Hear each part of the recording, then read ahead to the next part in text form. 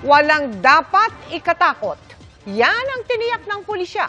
Kasunod ng banta umano ng isang bayawak gang sa isang barangay sa Las Piñas. Silipin natin ang seguridad doon sa live na pagtutok ni Marisol Abduraman.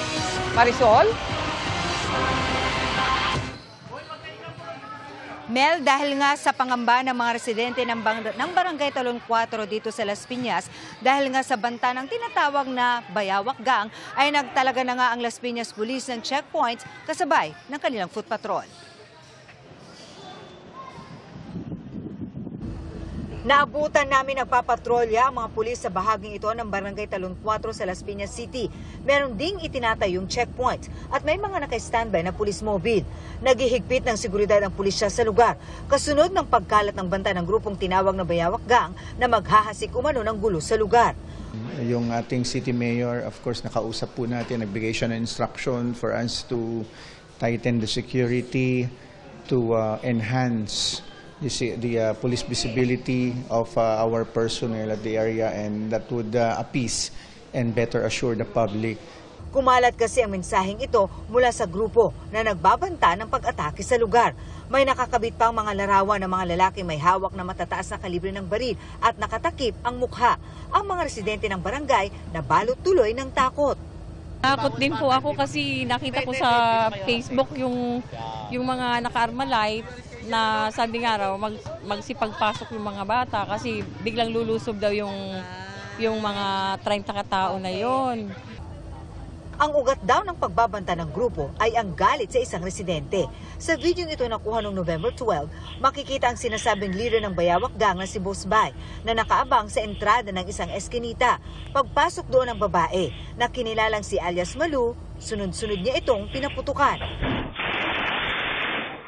Ayon sa pulisya, nakaligtas si alias Malu sa pananambang at nagsampa ng reklamo laban kay Boss Bay.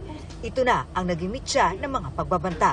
Kinumpirma ng pulisya na mayroon talagang grupo si Boss Bay sa lugar, pero hindi raw ito malaki at wala rin sa listahan nila ng mga organized crime group. Gayunman, tinutugis daw ng pulisya ang grupo dahil sa pagkakasangkot sa mga insidente ng robbery hold-up at illegal drugs.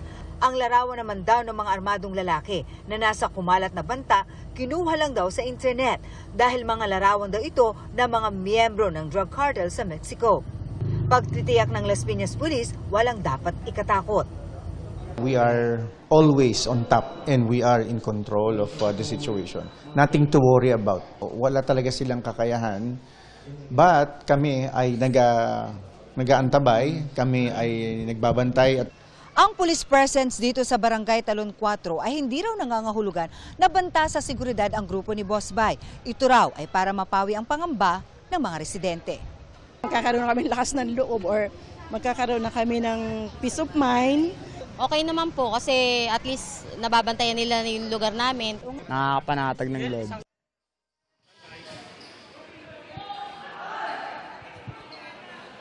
Mel, ang nakikita niyong checkpoint dito sa ating likuran ay tatagal yan hanggang bukas alas 7 ng umaga.